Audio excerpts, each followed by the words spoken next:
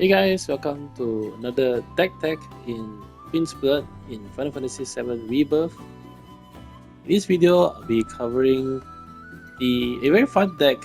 I call it the Boom Boom Kaboom deck or the Bomb deck, whatever else you want to call it, because this deck really revolves around the Bomb card. Bomb card has the special ability where not only actually does it have good real estate, it actually is sort of like a Shinra Trooper. It gives you one pawn at the top, bottom, left, and right of it. But the special thing about the bomb is that when it is destroyed, it lowers every card around it by 4. Essentially, this would be destroying every card around it most of the time. Of course, if the opponent plays a card that has higher than 4 power, then maybe that card might survive, but that circumstance is actually very rare. And you might be wondering, how do you actually win if you're actually destroying everything? Well, I'm actually pairing it with the Joker card. The Joker card has the ability that whenever any ally or any enemy card is destroyed, it gets +1 power. So you can imagine if the bomb card actually destroys 8 cards, you get 8 power per Joker. And in this deck, it's actually pretty simple to actually set 2 bomb cards and have both of them detonate. And in the games that I've tried, most of the time I destroy virtually almost every card the opponent has.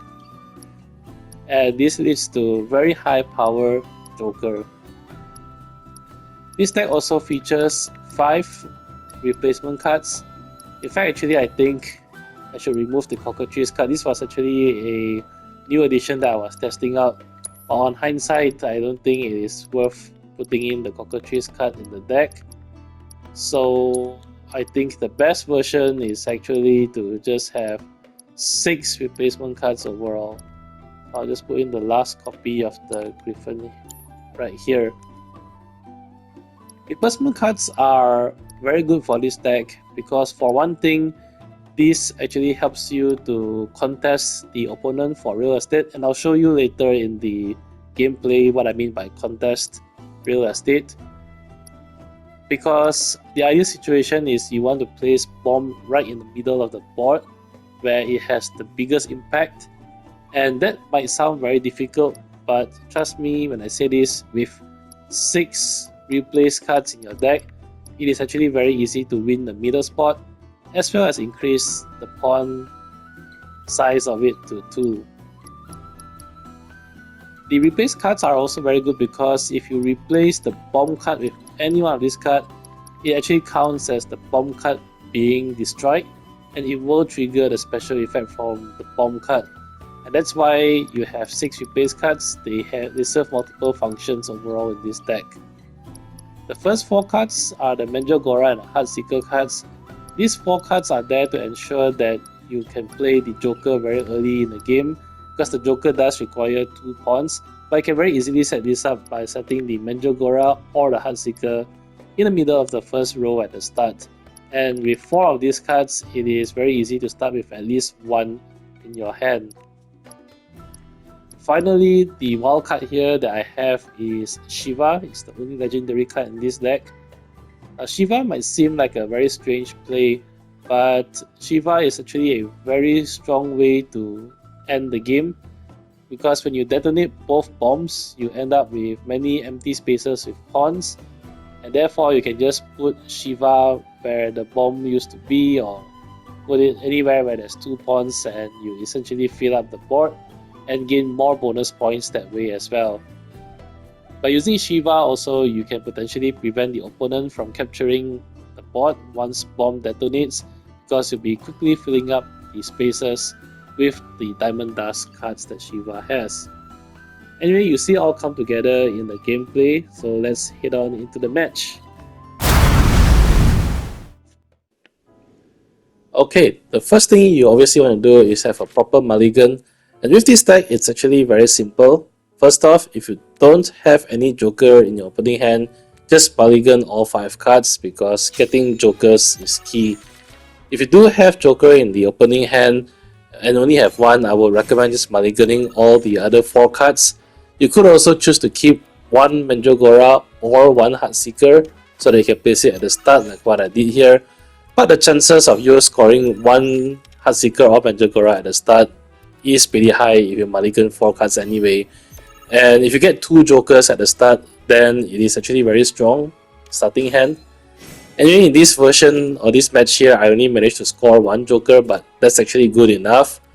If you don't have any jokers at all, it's also not the end of the world, but you have to hope to draw into your jokers early in the game as opposed to late game, obviously. Now once you set up the joker, and you can easily set the joker in the first row, you should set them in the first row at the top and bottom lanes. And it's actually very easy because setting either Mandragora or Heatseeker in the middle gives you 2 pawns at the top and bottom for your jokers. Once you set the jokers, the next goal is to win the very middle tile, the tile that has the Queen's Blood logo on it. And you just have to gun for it. So what I did here is set another Mandragora in the middle of the second row. Then I set a Grandhorn there. Now the opponent will also obviously try to take it.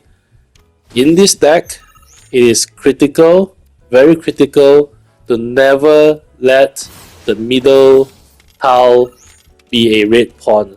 So the moment the opponent changes the pawn to red, you want to change it back to green, either by playing a card at the bottom or top lane and changing it that way, or playing one of your 6 replacement cards. Once the card is green, you can then play another replacement card like I did here to change it into 2 pawns. This sets up the bomb play that you have. Now here I do have the Cockatrice card in hand because this was one of the matches that I was testing it out. But like I said, I think the Cockatrice card isn't really needed here. Just have 6 replacement cards, it's probably stronger that way.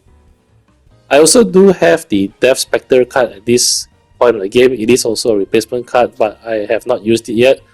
I'm deciding between that card or the Griffon card.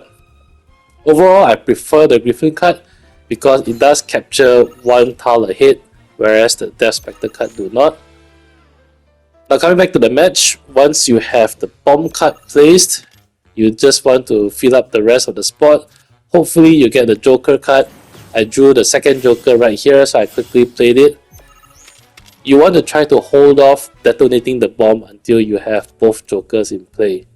Now watch the magic happen. Boom.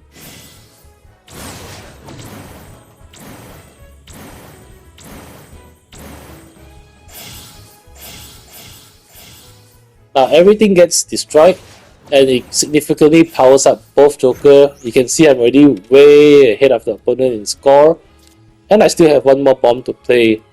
It's also nice having the Heatseekers here because when they get destroyed by bomb, it gives you the Heatseeker minion card in its place, and you can then use the Heatseeker minion card to try to recapture pawns in the new post-detonation board.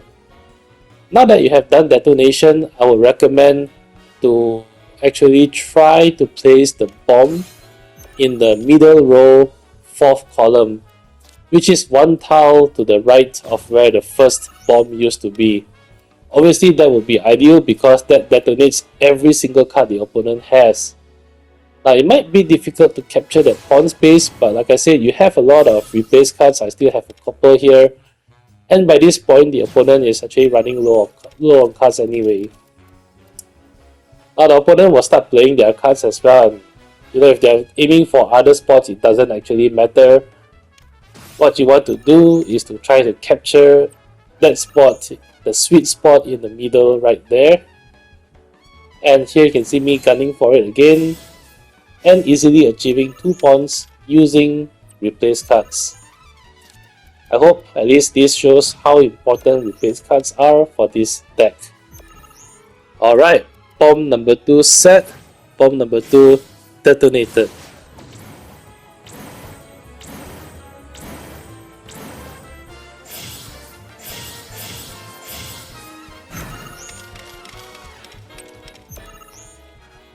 So at this point, the board is once again clear, and the opponent will obviously try to play some cards if they still have some left. And this is where the Shiva card comes in, so just play Shiva, and that's it, game is over. Overall, it's a very fun deck. You could run into some issues if you don't get any jokers at all at the start or didn't draw any bombs at all, although it is actually very rare that happens. Overall, it is actually very consistent, most importantly, a very fun deck. Thanks for watching.